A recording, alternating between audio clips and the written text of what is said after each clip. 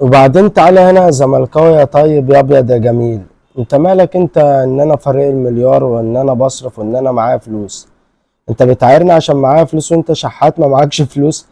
انا مالي ان ادارتك فاشله ومش عارفه توفر لك فلوس وبتخلي كل اللعيبه اللي بتجيبها صفقات تقبض من الفيفا؟ انا مالي؟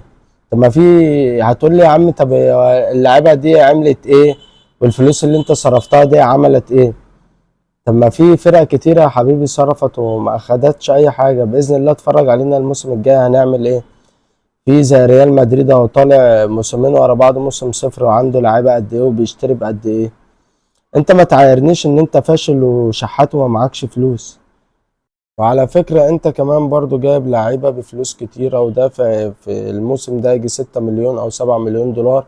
انت مش واخد بالك بس عشان الفيفا هي اللي بتدفع بدالك. انت نصاب. وعلى فكرة انت في لعيبة انت جايبها ب2 مليون ونص دولار و3 مليون دولار دافع فيهم ارقام كبيرة برضو.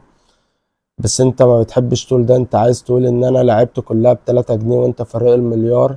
عشان انت بتعرف تبيع ده للجمهور. انت الجمهور يعني بتحب ده، بتحب ده دور المؤامرة والمظلومية.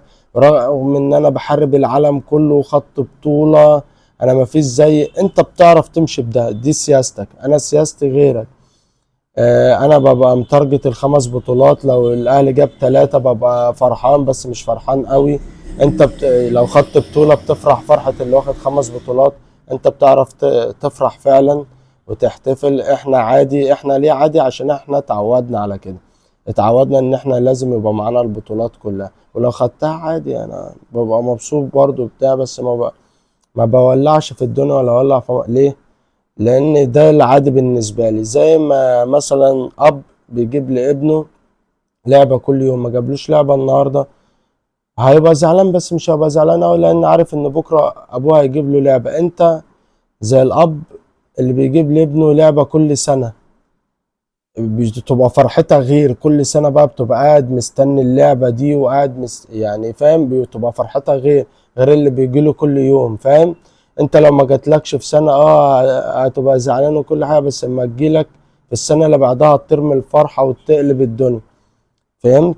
يعني انت مثلا برضو ما تقارنش نفسك بيا. انت مثلا طالب في كلية طب، وانا مثلا بالنسبة لك البروفيسور مجدي يعقوب. شايف الفرق اللي بيني وبينك؟ انت طيب وانت افرح واتبسط، بس ما تجيش معانا ان انت بالنسبة لنا حجمك قد كده. واتبسط وسمعنا الحدوته. انتوا فريق جميل وانا اصلا احب ان انا نفسك، لان انا بحب اضحك عليك. انت طيب يعني فاهم.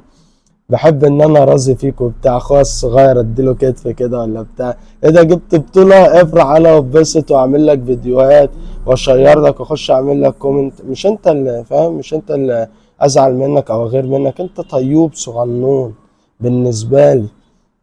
العب واتبسط يا زمالك وافرح واوعى توقف احتفالات، لان انا بتبسط بيك. بتبسط وانا شايفكوا كده بتلعبوا حواليا زي الاب وعياله بتلعب حواليه. اتبسطوا والعبوا يا زملكاويه ومستنين فرحكم. واوعى تنسى سمعنا يا عم الحدوته. سلام يا زملكاويه.